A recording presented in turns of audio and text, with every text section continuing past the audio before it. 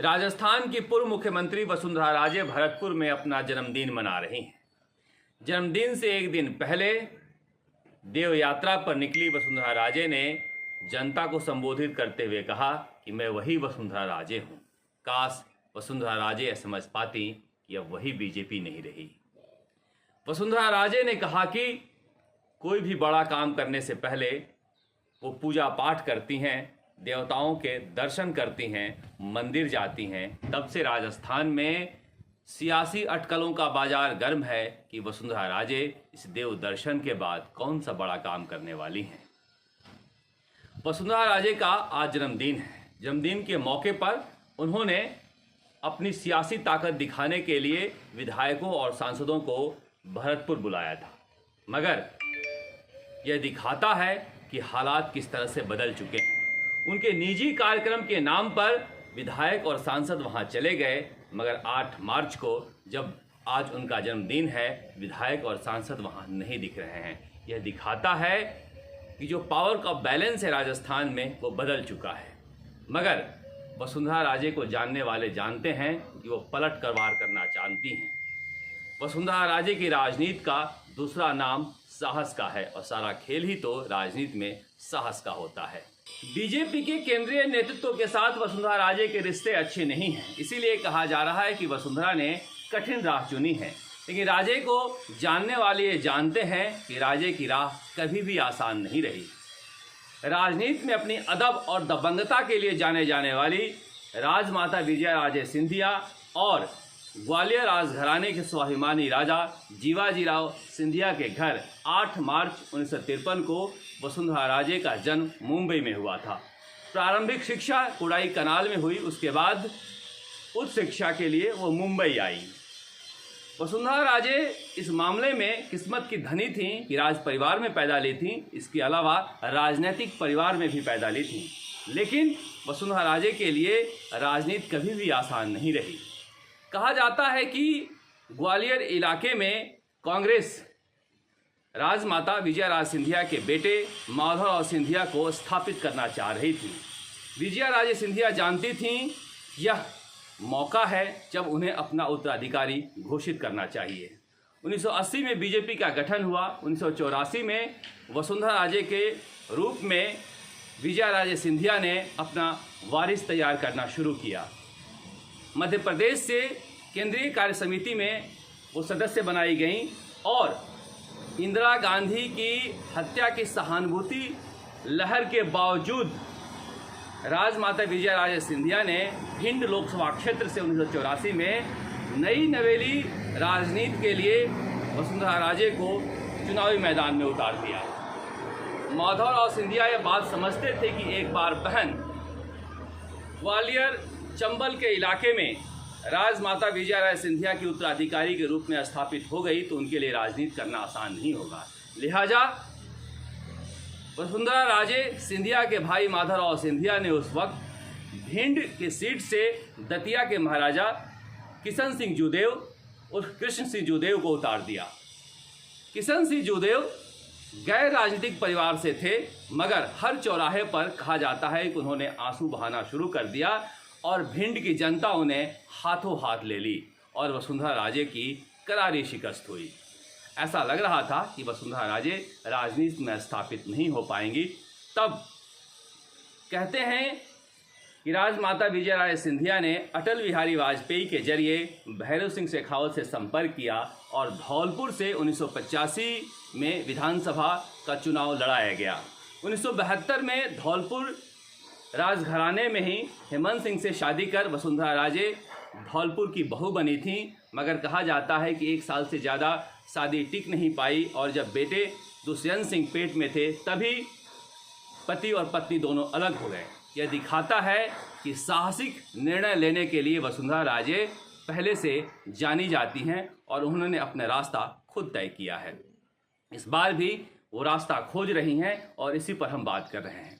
1985 में राजस्थान की राजनीति में वसुंधरा राजे आ गई थीं, मगर उस वक्त राजस्थान की राजनीति में बीजेपी में भैरव सिंह शेखावत का सिक्का चलता था।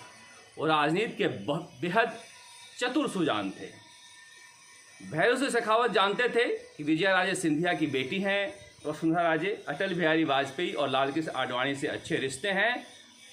बीजेपी में वो भैरव सिंह शेखावत के लिए कभी भी चुनौती बन सकती हैं। लिहाजा भैरव सिंह शेखावत ने 1989 के लोकसभा चुनाव में उन्हें झालावाड़ भेज दिया। मध्य प्रदेश की सीमा से लगती हुई सीट थी झालावाड़, जहां पर उन्हें लोकसभा का चुनाव लड़ाया गया। 1990 में प्रचंड बहुमत के साथ भैरव सिंह शेखावत राज्य के मुख्यमंत्री बने, मगर चूंकि वसुंधरा राजे केंद्र की राजनीति में जा चुकी थी, इसलिए यहां मंत्री नहीं बन पाई। विजयाराजे सिंधिया को लगता था कि केंद्र की राजनीति में मैं हूं, लिहाजा वसुंधरा राजे को राज्य की राजनीति में रहना चाहिए। इसलिए 1993 में वापस उन्होंने धौलपुर से विधानसभा का चुनाव लड़ाया। 1990 में उस सीट से भैरव सिंह शेखावत खुद धौलपुर सीट से चुनाव लड़े थे। 1993 में वापस वसुंधरा राजे को चुनाव लड़ाया गया। 1993 में भैरव सिंह शेखावत के नेतृत्व में अब तक की सबसे बड़ी जीत के साथ बीजेपी राज्य में लौटी, मगर वसुंधरा राजे की करारी शिकस्त हुई। कहा जाता है कि भैरव सिंह शेखावत मन से नहीं चाहते थे कि उनका कोई उत्तराधिकारी या उनको चुनौती देने वाला कोई नेता यहाँ पर स्थापित हो। विजयाराजे सिंधिया भी समझ गई थी और वसुंधरा राजे भी समझ गई थी कि जब तक भैरव सिंह शेखावत राजस्थान की राजनीति में सक्रिय हैं, राज्य की राजनीति में उनकी दाल गलने वाली नहीं है। लिहाजा उन्होंने केंद्र की राजनीति करनी शुरू कर दी। वहाँ पर वो विदेश राज्य मंत्री रहीं, इसके अलावा लघु उद्योग राज्य मंत्री रहीं, कई मंत्रालय संभाला। इस बीच राजस्थान की राजनीति में एक नए नेता का उदय हो रहा था। कहते हैं कि विजयाराजे सिंधिया अटल बिहारी वाजपेयी के जरिए पारिवारिक मित्रता की वजह से जसवंत सिंह को बीजेपी की राजनीति में लेकर आ गई थी। जसवंत सिंह वाजपेयी जी के बेहद करीबी बन चुके थे। वहाँ पर जब 1998 के विधानसभा चुनाव में मुख्यमंत्री के रूप में अशोक गहलोत के रूप में राजस्थान में एक नए नेता का उदय हुआ, तब बीजेपी यहाँ पर खोज रही थी, एक नए चेहरे को तलाश कर रही थी। उस वक्त जसवंत सिंह ने कहते हैं कि वसुंधरा राजे का नाम सुझाया, मगर भैरव सिंह शेखावत राज्य की राजनीति छोड़ना नहीं चाहते थे। वो एक बार और मुख्यमंत्री बनना चाहते थे। जिम्मेदारी दी गई उस समय के नेता प्रमोद महाजन को। प्रमोद महाजन ने भैरव सिंह शेखावत को अटल बिहारी वाजपेयी और लाल कृष्ण आडवाणी के जरिए उपराष्ट्रपति बनने के लिए तैयार किया और वसुंधरा राजे को राजस्थान की राजनीति में भेजा गया। मुझे आज भी याद है कि जब एक प्रोडक्शन हाउस के लिए मैं काम कर रहा था दिल्ली में, तब वो राज्य मंत्री थी और मैं मिला था। उनसे कहा था कि कहा जा रहा है कि अब राज्य की राजनीति में जा रही हैं। तो वसुंधरा राजे ने जवाब दिया कि मैं तो धूप में निकल नहीं सकती, बारिश में नहीं निकल सकती, ठंड में नहीं निकल सकती, मेरे लिए तो मुख्यमंत्री का पद नहीं बना है। लेकिन वही वसुंधरा जब राजस्थान की राजनीति में 2002 में प्रदेश अध्यक्ष बन के लौटी, तो परिवर्तन यात्रा में इस तरह से पसीना बहाया कि धरा धरा वसुंधरा हो गया और अब तक की सबसे बड़ी जीत बीजेपी की झोली में वसुंधरा राजे ने डाल दिया। लेकिन वसुंधरा राजे का मिजाज कुछ अलग ही मिट्टी का बना हुआ है।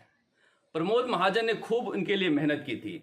जब वो जीत हो गई तो प्रमोद महाजन पत्रकारों को खाने पर बुलाया था उन्होंने, और उस वक्त उन्होंने एक बात कही थी। कहा था कि वसुंधरा राजे से जब मैं मिला तो देखा कि इनकी आंखें जो हैं वो विजयाराजे सिंधिया से मिलती जुलती हैं, उनकी आंखों में एक सम्मोहन है और मुझे पता था कि राजस्थान की जनता को ये सम्मोहित कर सकती हैं, इसलिए हमने वसुंधरा राजे के ऊपर दांव खेला था।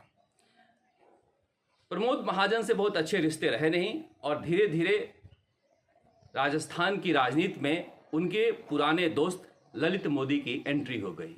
ललित मोदी की वजह से वसुंधरा राजे काफ़ी बदनाम हुई, कई भ्रष्टाचार के आरोप लगे।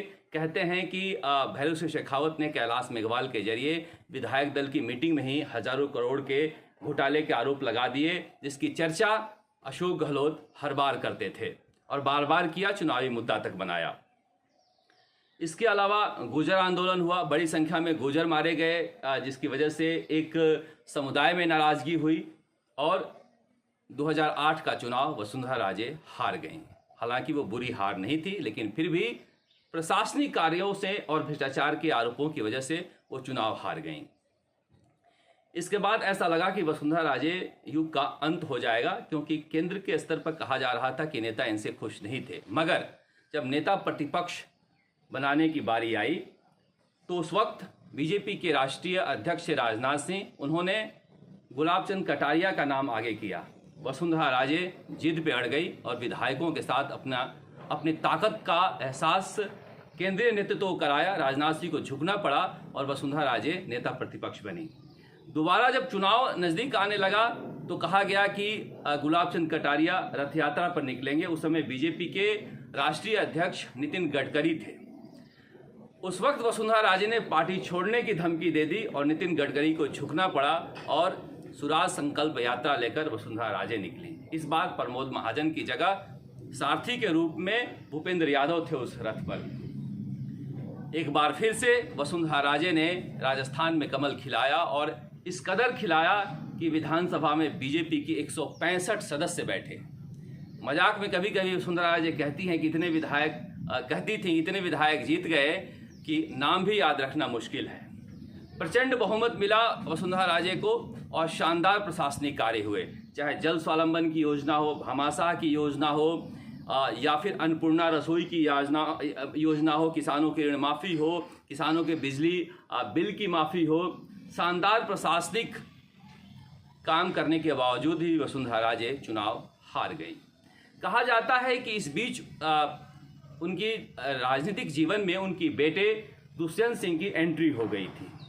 दुष्यंत सिंह की वजह से बहुत सारे जो उनके करीबी नेता थे, जैसे राजेंद्र राठौड़ थे, भूपेंद्र सिंह यादव थे, ओम बिरला थे, इस तरह के कई ऐसे राजनीतिक समझ वाले रणनीतिकार थे जो उनके साथ थे, अलग होते चले गए।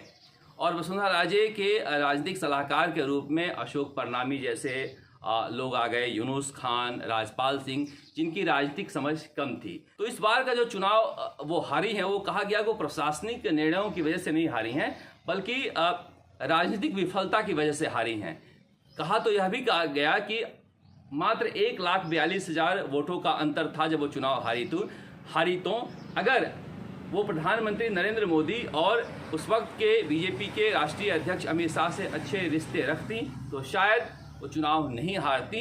मगर वसुंधरा अपने मिजाज के लिए जानी जाती हैं, वो गुणा भाग करके अपने संबंध नहीं रखती हैं। इस बीच दुष्यंत सिंह, जिन्हें राजा साहब भी कहते हैं, उनकी राजनीतिक जीवन में घुसपैठ बढ़ती चली गई। देखिए, कहा जाता है कि वसुंधरा राजे जब बात करती हैं तो उनमें एक नैसर्गिक प्यार झलकता है। इसी तरह से दुष्यंत सिंह के बारे में कहा जाता है कि जब वो बात करते हैं तो उनमें एक नैसर्गिक अहंकार झलकता है, जिसकी वजह से वसुंधरा राजे को भरपूर नुकसान उठाना पड़ा।